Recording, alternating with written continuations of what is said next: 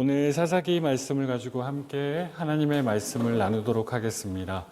예전에 예림교회를 섬기고 있을 때 한 8년 전쯤에 박인용 목사님이라는 분이 오셔서 말씀을 전해주셨을 때 가장 기억에 남는 게 하나 있는데, 그것이 무엇이냐면 양을 키우는 방법에 대한 예화를 들려주신 적이 있었습니다.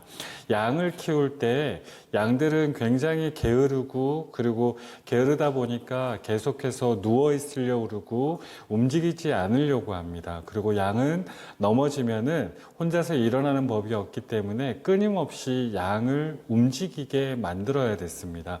그래서 사람들이 고민하다가 찾아낸 방법이 하나 있는데, 그것이 무엇이냐면 양들이 사는 곳에다가 염소 한 마리를 집어넣는 것입니다. 그리고 그 염소는 어떤 염소여야 되냐면 막 뿌리 자라기 시작하는 염소.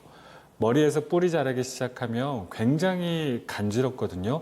그러다 보니까 이 염소는 간지럽다 보니까 어떻게 해야 되죠? 본인에게 손이 있는 게 아니다 보니까 그 뿌리 나는 머리 쪽이 간지러워서 염소 같은 경우에는 계속 어디를 갖다 머리를 박아야 되는 그러한 습성을 가지고 있었습니다. 그러다 보니까 뿌리 자라기 시작한 염소, 양의 무리에다 딱 집어넣었는데 어떻게 하죠? 간지럽다 보니까 계속해서 어디를 갖다 박아야 되는데 박을 데가 없습니다. 그래서 자세히 살펴보니까 뭐가 있죠? 토실토실한 양의 엉덩이가 보이기 시작하는 겁니다. 그래서 계속해서 거기다가 갖다 박다 보니까 양들은 어떻게 됩니까? 염소만 나타나면 도망 다니기 바쁘고 움직일 수밖에 없게 되었다는 것입니다. 이 예화를 들려주시면서 하는 이야기가, 사람이 살아갈 때, 인생을 살아갈 때 이렇게 누군가 나를 괴롭히는 것들이 있는데, 그런데 사람들은 그 괴롭히는 염소에만 집중을 하는데, 가만히 보면 그 염소가 있어야지만 내가 살 수 있다는 것을 이야기한다는 것입니다. 염소가 없었다면 양은 어떻게 되죠? 그 자리에서 계속 먹고 놀고 살찌고 굉장히 좋지 않은 모습으로 변했을 건데, 그런데 본인에게 고통을 주는 염소 한 마리 때문에 양들이 살 수 있었다는 이야기를 전해주신 것을 기억합니다.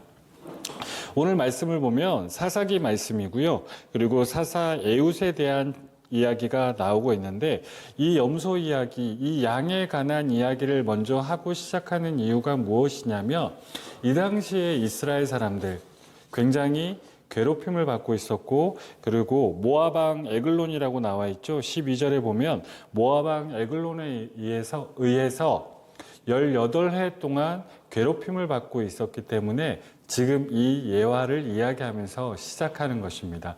왜냐하면 이스라엘 백성들의 입장에서 봤을 때 이 에글론이 염소 같은 존재였습니다. 나를 괴롭히고 나를 힘들게 하고 나를 정말 못 살게 만드는 존재였지만, 왜 그 염소 같은 모압 왕 에글론이 있었느냐? 우리가 오늘 그것을 살펴보고 가는 시간이 되었으면 좋겠는데, 정답은 간단합니다. 그 모압 왕 에글론이 있었던 이유는 하나님께서 이스라엘 백성들을 위해서 그 모압 왕을 보내신 것입니다. 12절 한번 볼까요? 이스라엘 자손이 또 여호와의 목전에 악을 행하니라. 이게 사사기의 사이클이거든요. 사사기는 항상 하나님 앞에서 범죄하였고, 그래서 하나님께서 그들을 혼내시기 위해서, 그들을 벌하시기 위해서 어떠한 존재를 보내셨고, 그러고 난 다음에 다시 하나님 앞으로 돌아오는 계속 반복되는 사이클을 가지고 있는데, 보면은 이스라엘 자손이 또 하나님 앞에서 악을 행했습니다. 악을 행하다 보니까 하나님이 어떻게 하셨냐면, 여호와께서 모압 왕 에글론을 강성하게 하사 라고 기록되어 있는데요. 모압이 원래 강성했던 나라가 아닙니다. 그런데 누가 지금 이렇게 모압을 강성하게 만들었다고요? 하나님께서 직접 그렇게 하셨다는 것입니다. 하나님께서 그렇게 강성하게 만들고 난 다음에 이스라엘이 돌아올 수 있도록, 이스라엘이 다시 하나님과 가까워질 수 있도록 만드셨다는 것입니다. 지금의 우리도 이렇게 살아가다 보면 이러한 것을 경험할 때가 있습니다. 왜 그러지? 축복받으면 안 되는 집단인데 이상하게 부흥하거나 신천지 같은 이단, 아니면 정말로 사람들이 봤을 때 이상한 단체나 사람들인데 하나님께서 강하게 만들 때가 있다라는 것입니다. 그것이 축복을 받았다는 것이 아니라 하나님께서 우리를 위해서 그 염소들을 보내셨다는 것입니다. 그래서 우리는 가끔은 속이 상할 때가 많습니다. 와, 나는 저 사람 때문에 너무 힘든데 왜 저 사람은 복을 누리고 있지? 나는 저 단체들 때문에 너무 괴로운데 왜 그들이 이렇게 힘을 얻고 있지?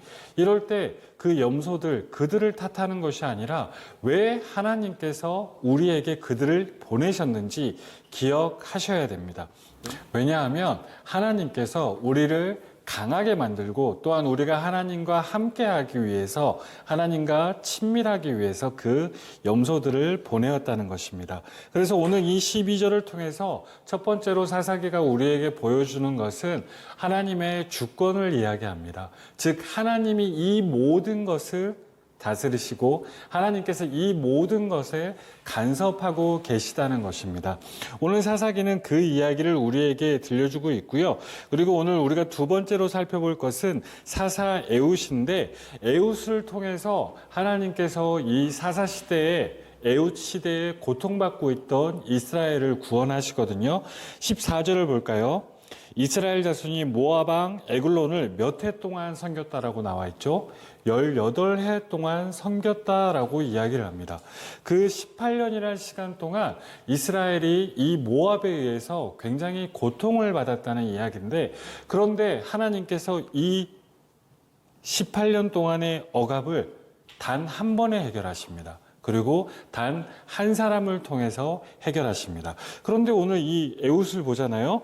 15절에 보면 에훗에 대한 설명을 하는데 15절 중반에 한번 볼까요? 어디 사람이라고 나오죠? 베냐민 사람 게라의 아들. 여기까지는 딱 정확한 내용인데, 그런데 에훗을 표현할 때 뭐라고 표현하죠? 왼손잡이라고 표현합니다. 지금은 그렇지 않지만 예전 고대 시대에는 왼손잡이라고 하면 굉장히 좋지 않은 핸디캡을 가진 사람, 즉 장애를 가진 사람이라고 표현을 했습니다. 즉 하나님께서 지금 쓰고 있는 사람이 누구냐면 왼손잡이였던, 시대적 배경에 의하면 절대 성공해서도 안 되고 절대 리더가 될 수 없었던 그 사람을 지금 사용하고 계시는데, 그를 통해서 하나님께서 전쟁하게 하시고 그를 통해서 하나님께서 그 전쟁에서 승리하게 하십니다. 그래서 전쟁에서 승리하고 난 다음에 28절 우리가 읽지는 않았지만 이렇게 이야기하죠. 그들에게 이르되 나를 따르라. 여호와께서 너희의 원수들인 모압을 너희의 손에 넘겨주셨느니라 라고 이야기하면서 에훗은 전쟁을 하자, 그리고 하나님께서 우리를 승리하게 하셨다라는 표현을 합니다. 그런데 여기에 반복되는 앞전에 얘기했던 또 하나 하나님의 주권에 대한 이야기가 나오는데, 누가 승리하게 하셨다고요? 여호와께서 너희의 원수들인 모압을 너희 손에 넘겨주셨느니라. 하나님께서 사사라는 에훗을 세웠습니다. 그럼 보통 하나님께서 세운 리더니까 그 리더 때문에, 그 사람 때문에 잘 될 거라고 생각하지만 오늘 에훗은 정확하게 고백합니다. 그리고 성경은 정확하게 우리에게 이야기합니다. 너희들이 힘든 일을 겪었느냐? 그래서 모압이 강성해졌느냐? 그거 역시 하나님의 계획하심이었고 하나님의 주권이었다.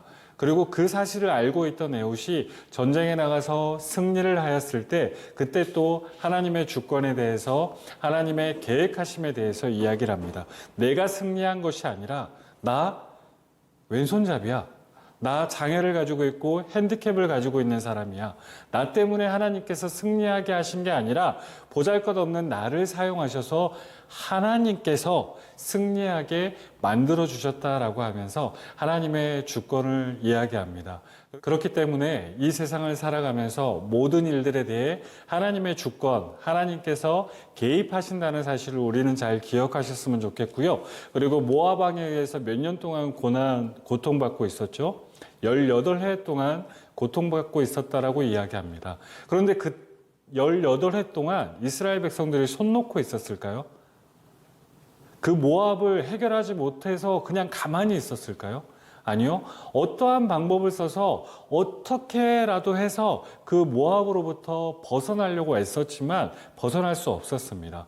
그런데 단 한 명의 사람, 사사 에웃을 통해, 그리고 단 한 명 기도하는 사람을 통해서 하나님은 한 번만에 그 모든 것들을 해결하게 만드셨습니다. 그렇기 때문에 우리가 인생을 살아가면서 기억하셔야 될 것, 이 모든 것들 하나님의 주권에 의해서 이루어지는 일이기 때문에 나의 삶 가운데, 나의 인생 가운데 염소가 끼어들고 나를 괴롭게 하는 것들이 있다고 할지라도 그거 역시 하나님께서 허락하신 거라고 생각하며 겸손하게 받아들이고 해결하기 위해서 하나님만 의지하면서 살아가셨으면 좋겠고, 그리고 애옥 같은 사람이 되었으면 좋겠습니다.